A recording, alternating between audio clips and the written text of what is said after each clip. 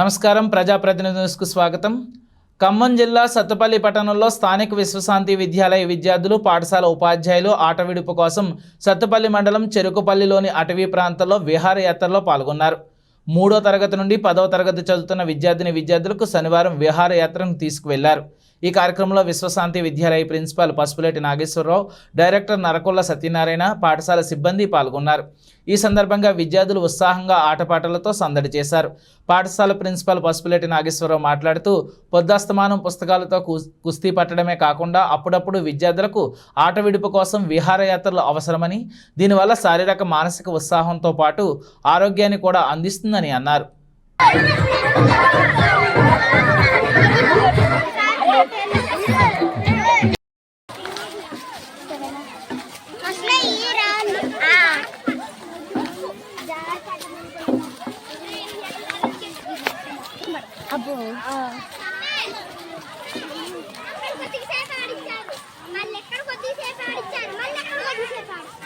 Slowly.